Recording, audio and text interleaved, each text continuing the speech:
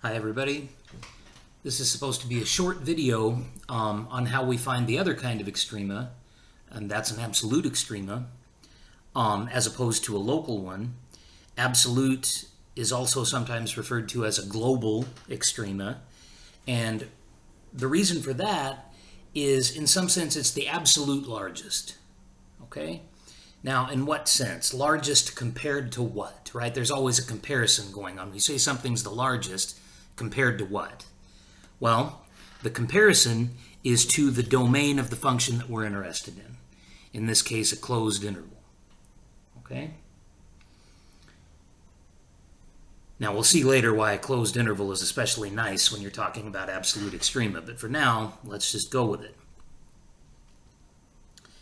Pretty clearly from the graph, and this is the only point we're trying to make today, on the graph, the absolute high point compared to all other points on the graph, not just nearby, but all other points, is clearly here, right?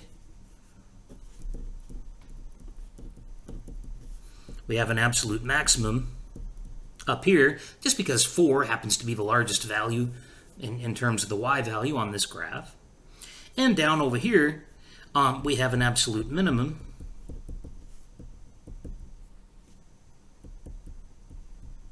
right at the edge. Okay? The people who remember something about how derivatives tell you things about critical points and where you get local extrema will have a nice hint for how you might find these absolute extrema by observing where they happen here. They happen at one of the places where your derivative was equal to 0, okay?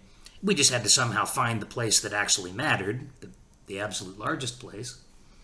And the absolute minimum didn't occur at a place where the derivative had anything to say about it, but it did occur at another special place, namely the end point, okay?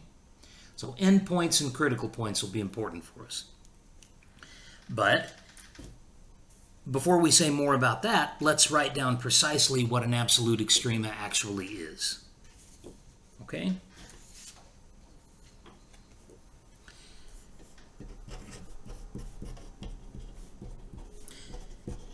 We'll say that f has an absolute maximum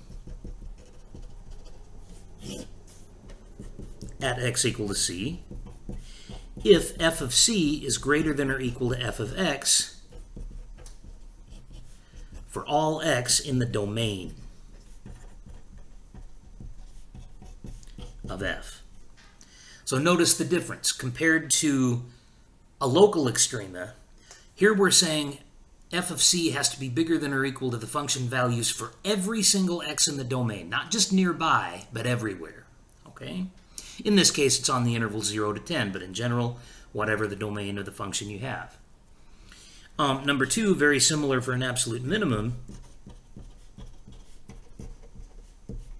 I'll just abbreviate here. F has an absolute minimum at x equal to c if f of x is, or rather f of c, is less than or equal to f of x for all x in the domain of f. Okay?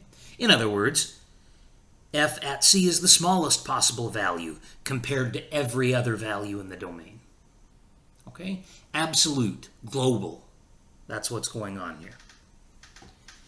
Now, very natural question that comes up is, when can we expect a function to actually have an absolute extrema?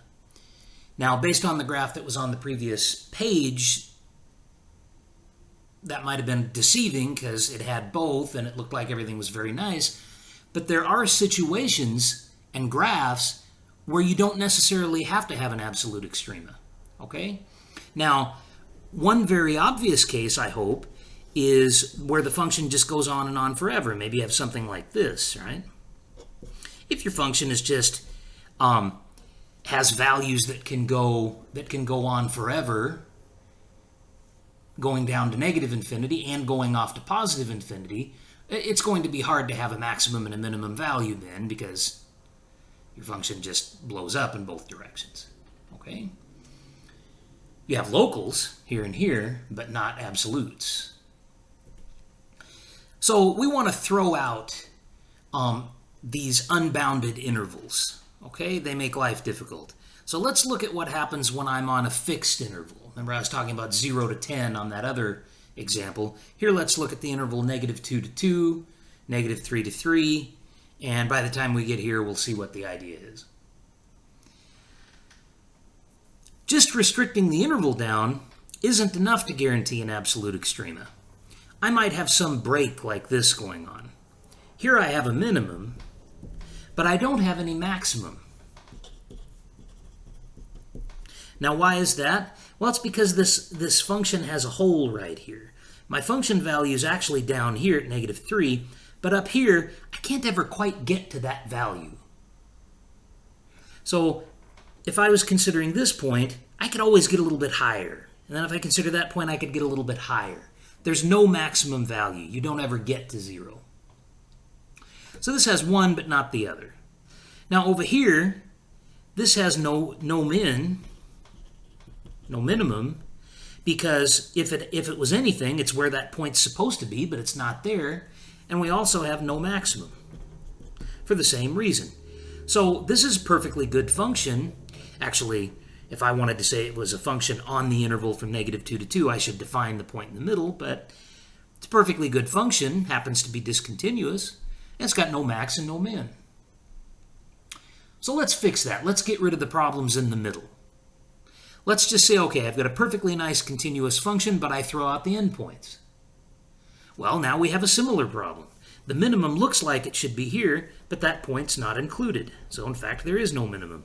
Same thing up here, no maximum.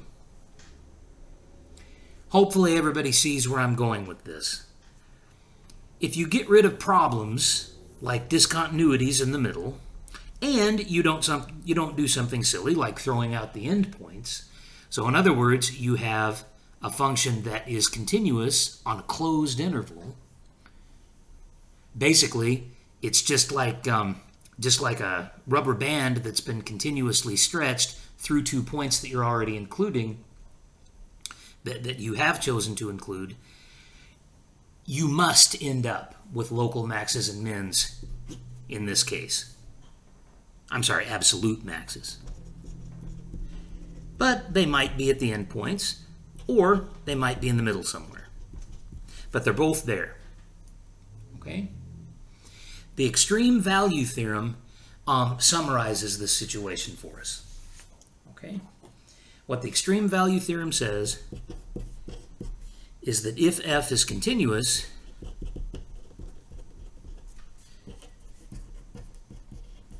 on the closed interval AB, bounded to a and b are both numbers, they're not some sort of infinity,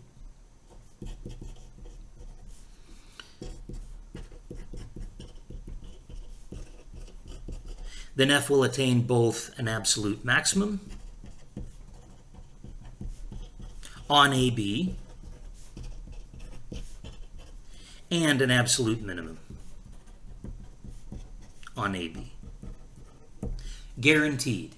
Continuous on a closed interval is what you need. Okay? So, in light of this theorem, we usually restrict attention to functions that are continuous on closed intervals when we're trying to find absolute extrema. Okay, those tend to be the most interesting anyway. Okay, so what we have here is a function that fits the bill. Okay, might have problems with differentiability there, but no problem with continuity. Okay, f is continuous on a closed interval from a to b. How would you go about finding the absolute extrema according to what this graph is suggesting here? Well, pretty clearly, you might have a minimum, or you do have a minimum in this graph, at this point right here. Okay? Now, this is a point where f prime does not exist, right? This is the other kind of critical point. But we do have an extrema there. There was a place where f prime was equal to 0. That's a candidate, but we didn't turn out to have an extrema there. And we had one up here at the endpoint.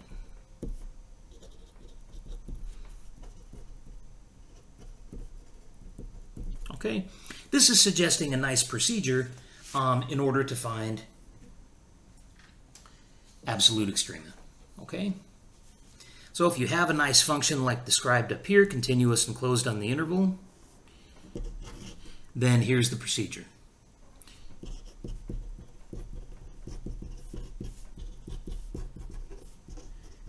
Evaluate f at the endpoints. The derivative has nothing to say about what's happening at the endpoints, so you just need to check those manually. Number 2,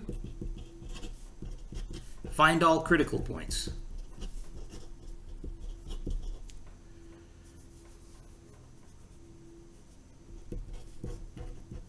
On the inside of the interval.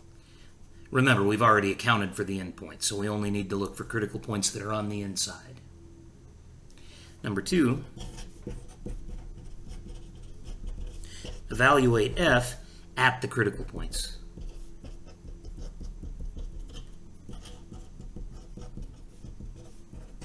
From 2. And number 4, compare.